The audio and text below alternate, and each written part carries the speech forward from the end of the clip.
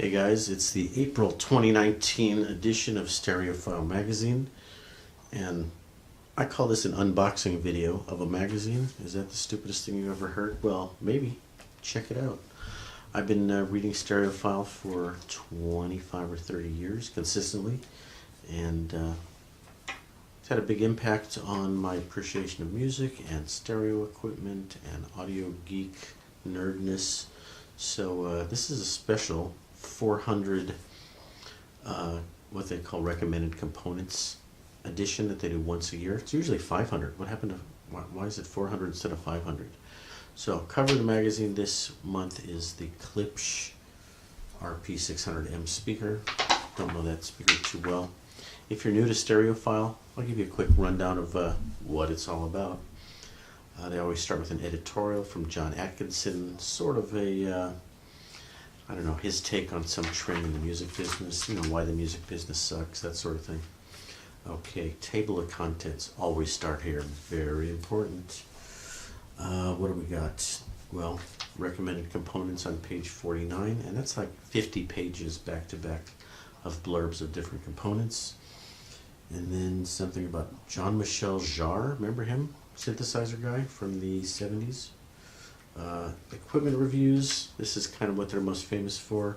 The Klipsch loudspeaker, the Name media player over here. I just listened to that at Shelley's Stereo right down the street a couple weeks ago. Project, I don't know what that is. Preamp, blah blah blah. Alright, let's get into the magazine. I'm going to edit out all the garbage, guys, so bear with me. Hey, nice ad for Wilson. Remember Wilson Watt puppies, like $100,000 speakers? Yeah, I've heard those at Audio Show. Pretty cool. Letters to the editor. Before they had the internet, you had to like write a letter with a typewriter to go complain to somebody. Some old timers still do it. They type up a letter, they mail it in. Maybe you can email it, but great place to unleash your bile and your rants on the editor. They publish them sometimes. Okay, this is always the worst ad in the magazine. Cable company, they do side-by-side half-page ads and they never make any sense. So what's this one about? Go there. Once you try before you buy, there's no going back. And there's a picture of a guy with a guitar. Okay, what are they selling? I don't know. Cables? Time travel is our business. What does that mean? When you get it right, everybody's rocking. Their ads make absolutely no sense. And sometimes you can't tell that the two sides are the same company. But hey, you're spending big bucks, so whatever. How about the Analog Corner by Michael Fremer? Controversial guy. He's kind of self-appointed most important analog turntable guru in the country. He does all these turntable setup clinics, and he writes for Analog Planet, and he sells this DVD about how to set up your turntable, which he sold thousands of copies of. I think he's an interesting guy, but not everybody agrees with him or likes his stuff. Hey, how about a Dan D'Agostino amplifier? That's probably like 30 grand. Probably sounds pretty good, right? Nice turntable ad for Music Direct. You can buy your turntables directly from them. Personally, I think you should be buying your turntables from your local hi-fi retailer because they'll set it up for you. But you can buy online, and they got some great stuff. Riga, I have two Rigas, and VPI, even better. Wish I could afford a VPI. Project, all the big names in turntables. New VPI, what is that? VPI is now making a direct drive turntable. Usually they're belt, but they got a direct drive turntable that's like, what is it, 25, 30 grand? It's supposed to be pretty good. Alright guys, here's a Golden Ear, has this big ugly speaker. Golden Ear is the same guy who did Polk Electronics. His name is not Polk, his name is Sandy something, forgot his name. The Triton 1, 3 grand each. He prices them per each, 3 grand each, so it's 6,000 a pair. I've heard great reviews on this speaker, and I've heard people that don't like it so much, but would like to hear it someday. Alright, here's a cool ad. JBL L100s. My dad had those in the 70s. They look just like this with the little QB foam rubber thing. The new one that they just recreated really sounds nothing like the old one, but it looks like the old one. It's the same size, same form factor. It's got the little foam rubber QB thing. That's what my dad had when we were rocking out in the 70s. So, looking forward to hearing those. What is that component there? I can't tell. Anybody tell? Let's zoom in on it. What is it? What is that thing? Looks like a nice integrated amp, but can't tell.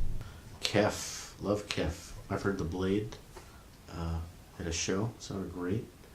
And they've got the wireless little speakers, and they've got the, what are they called? LS50s? And they've got the concentric point source driver. Rogue Audio. Have you guys seen this? Cronus Magnum 3.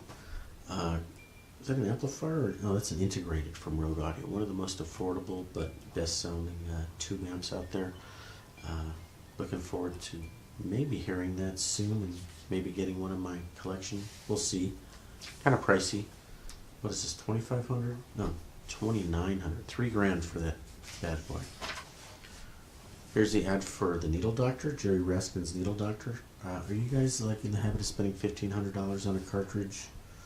Or I got cartridges in this catalog for 15,000 bucks. Koetsu, the Japanese guys.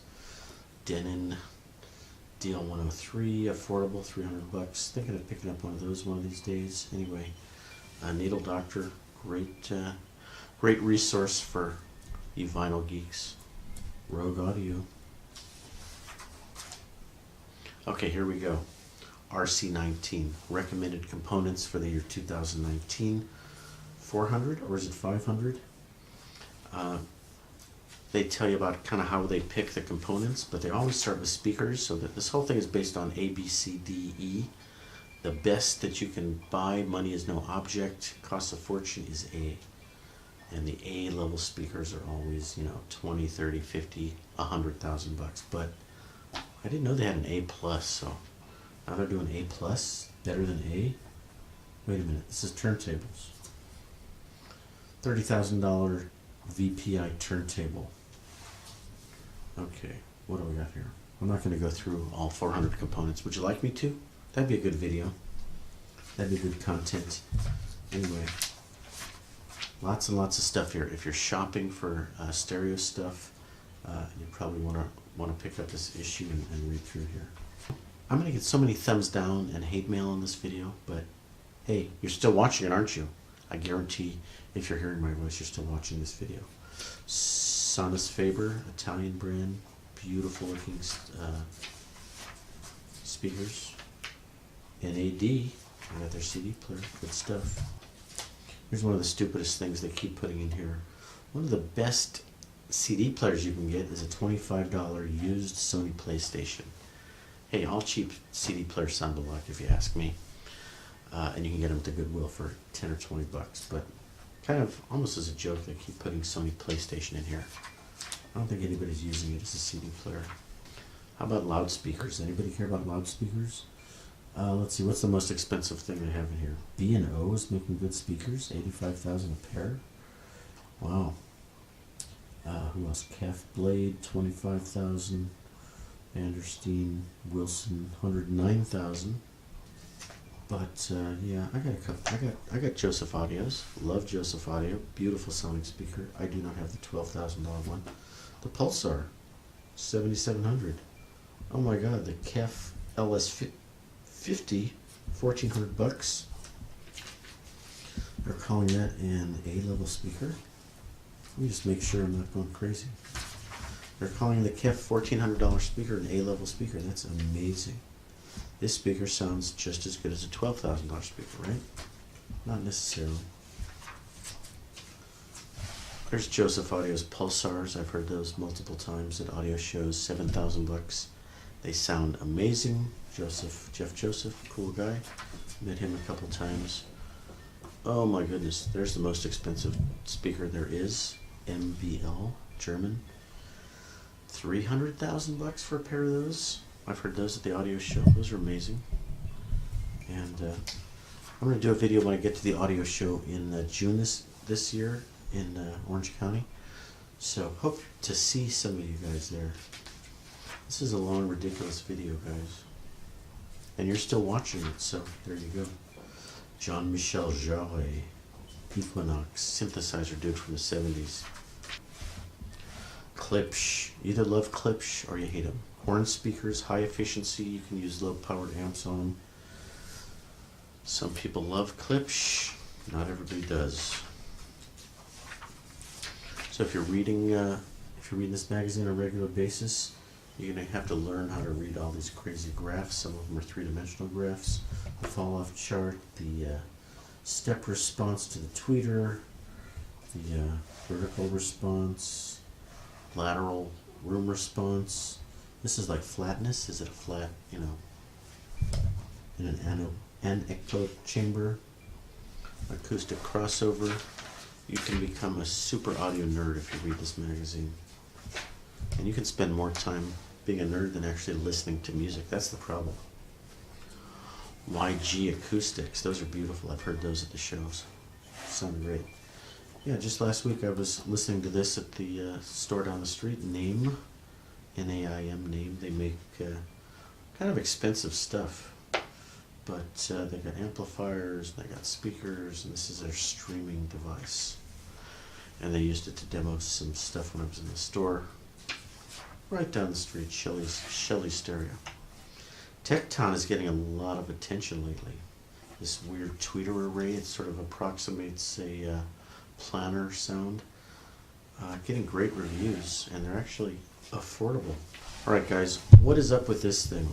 Revolutionize the way you play LPs. Static elimination through ion spraying. This thing is going to spray ions. They're going to come raining down on your turntable. And what does that do? I don't know. It looks expensive. It's probably $1,000.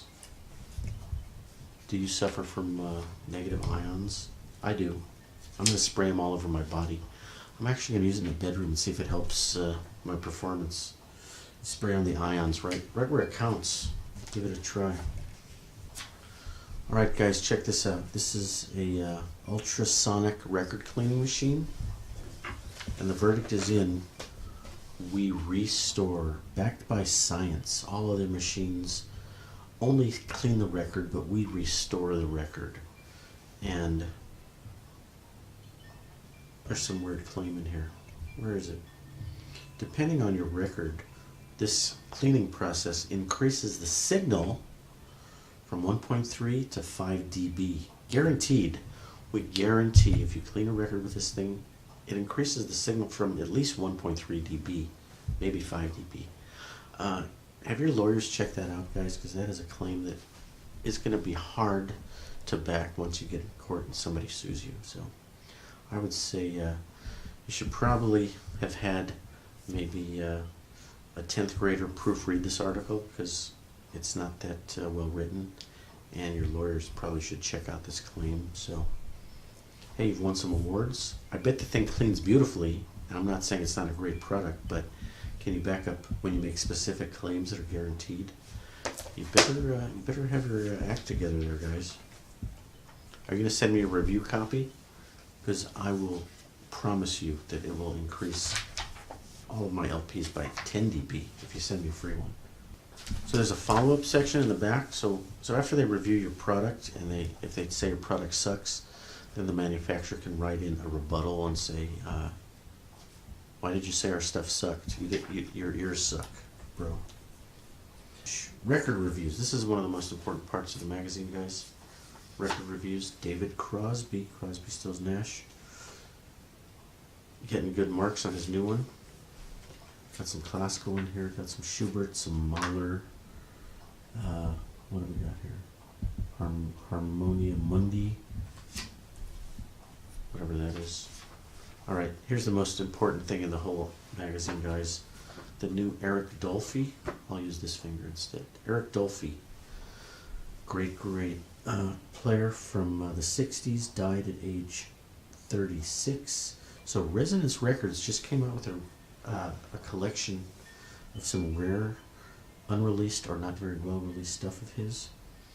So that is one of the great reissue archival record releases of the year. So check out Eric Dolphy on Resonance Records. Go read it. Go buy the magazine. Don't try to read it on this YouTube video, guys. The whole point of this is you're supposed to go out and buy this magazine. Right? What else have we got here? I don't know. Stuff. Anyway, we're coming to the end of another quick Stereophile Magazine. Who's on the back cover? Focal or Focal? How do they pronounce it? I think that's a French manufacturer. Looks like they got some pretty expensive headphones. They got some expensive speakers too. Sure, it sounds great. Alright guys, that's the whole issue of Stereophile Magazine, page by page, April 2019. Suggest you go out and buy it, read it, subscribe to it, give it a try, and you'll become an even bigger music nerd than you already are. Thanks for watching, guys. Leave all your hate comments and hate mail and thumbs down below.